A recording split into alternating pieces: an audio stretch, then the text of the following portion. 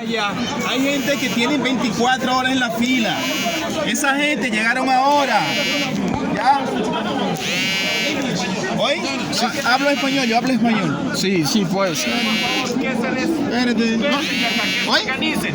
Mientras no se organicen, no les van a vender. Ya. Porque ya tenemos varias de tiempo ahí esperando. Bien, bien. Ya. Mira, mira. Mira.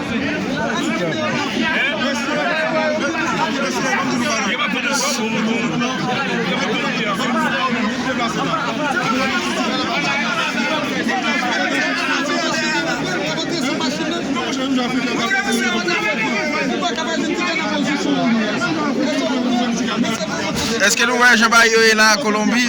Les gars va vendre ticket.